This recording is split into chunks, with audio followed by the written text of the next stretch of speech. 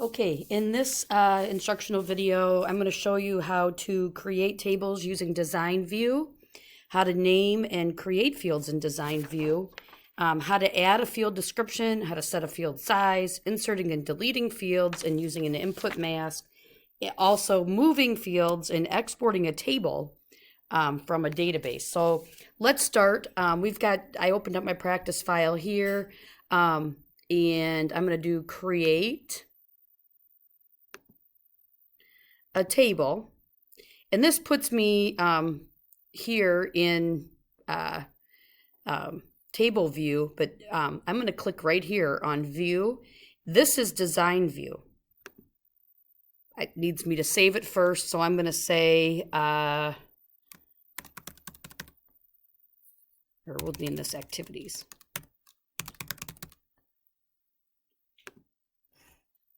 Okay, and then this is design view, okay, which honestly, when I create an Access database, this is the view I use. This is easier to create the field names and get it set up the way you want it to be set up, I think, than using the table view. So in this one, I'm going to say, we'll say the names are, field name will be sports.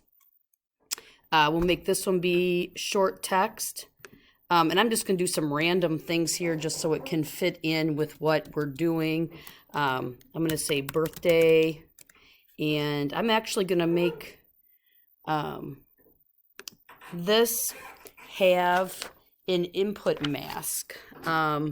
So I'm going to say date and time, okay?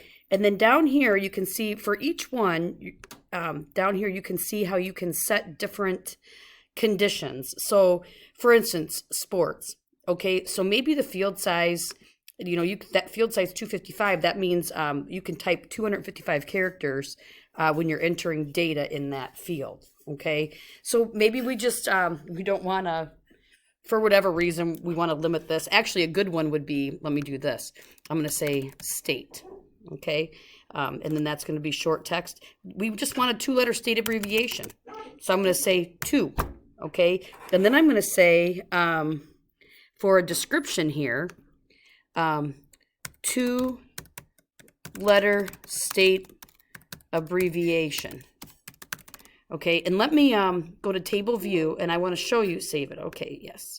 So I want to show you, I'm going to skip over these for now, but when you get to state right here, that's where the description shows up. So it adds a description for the person entering the data so they know what to put there, because if they start to go like this and it stops, they're going to be like, why is this not working? Well, right here, 2-letter state abbreviation, because I can't type it and it's giving me the error sound. So IA, now I can do it, okay? So I'm going to go back to design view. So that's the description. That's how you can do the field size. I'm going to do an input mask for the birthday. So I need to click up here on birthday, and here's, well, first off, we can format the date. Okay, I can click here for format and click the down arrow, and I can tell it exactly how I want it to look. Okay, so if I choose this short date, I can go here, and when I get to birthday, if I type in November 17th, it's automatically going to convert it to the short date, okay? But you can also, like I said, put an input mask on that. So here's how you do that. I'm going to click here, and I'm going to click the more button. It's fine. I'm going to say open. Okay, and so now here, which input mask matches how you want data to look? To see how a selected mask works, use the try it box. To change the input mask or list, click the edit list button, okay? So do we want it to be short date? Okay, we do. Okay, we could even do medium date, whatever. I'm going to choose short date, and I'm going to do try it. This is what it's going to look like. That's an input mask. It's saying 2 digits, 2 digits, 4 digits with slashes in there, so that as the person is entering the data, all the data is entered in a consistent format, okay? Maybe we don't want it like that. We're going to try edit list, okay? This can be short, date, and time, possibly. I don't know why you would want to do this, but here's the input mask. Let's see. I'm going to skip that. Let's say a placeholder is that. Mask type, date and time.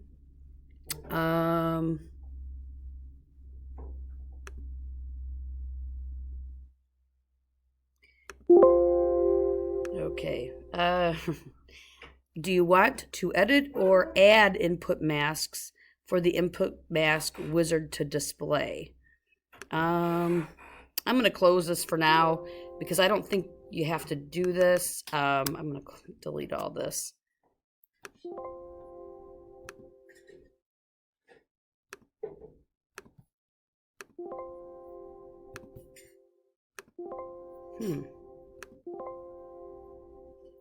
Can't save this record. Do you want to close that? Yes. Okay. So I'm just going to stick with this. Sorry about that. And I'm going to say next. And then do you want to change the input mask? The input mask is short date, and that's the format that it's going to look like. What placeholder character do you want the field to display? Placeholders are replaced as you type the data into the field. The current placeholder character is the underscore. And you could choose the hashtag and try it, and there that is. That's kind of funky, and so on. Okay, and you can scroll and see.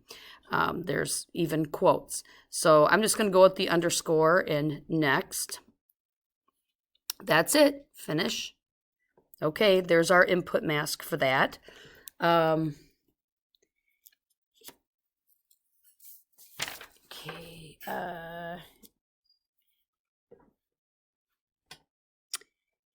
And let's say, for instance, we put all this in here, and now we don't want this field anymore. I'm going to click here to select that field, and I'm going to right-click on that, on my selection, and I'm going to say delete row.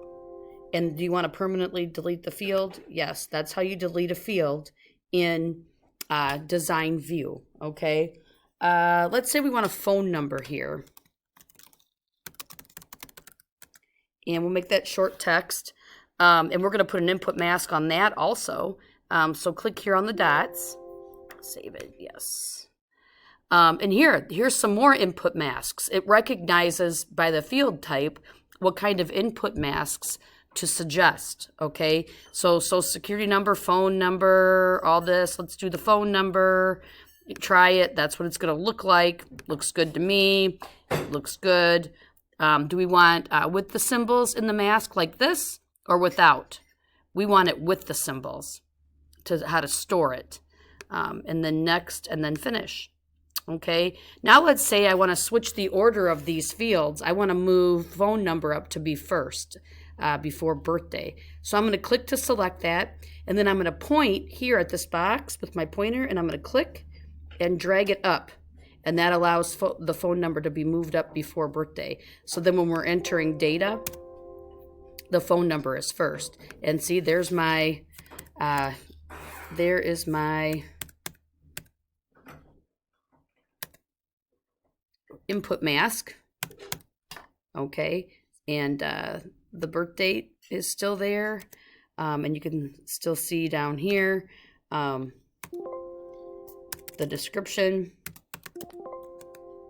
Well, when you get to here, it should be there. I don't know why it's not popping up now. Let's go to Design View for state. Okay, setting a field size, inserting, deleting fields. You could also insert a field here, like if you want it to be above birthday, you can right-click on that and do insert row, and now you can put a new field here.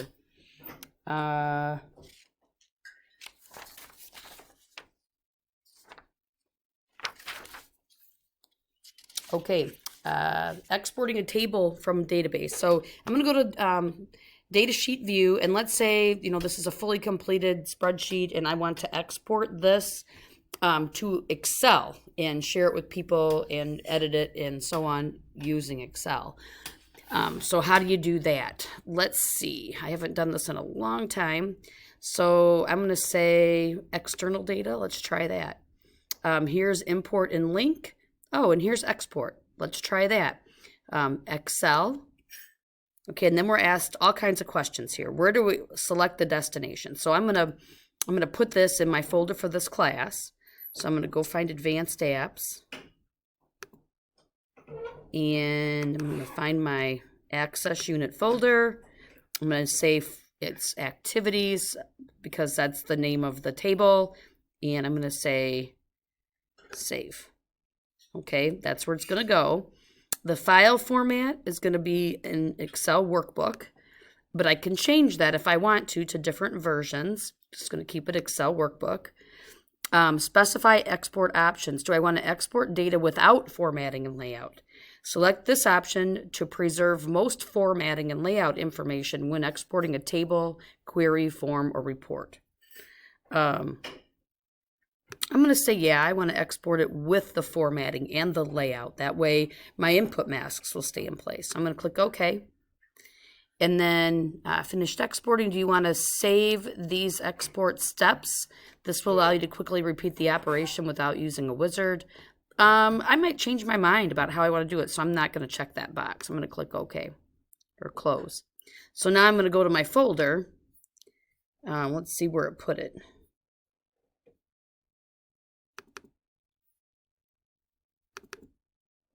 And there it is. And what does it look like? Okay, there's my field names, and notice how the data held its input mask. So that's how you do that. And now I think you are ready to do lessons 14 to 16.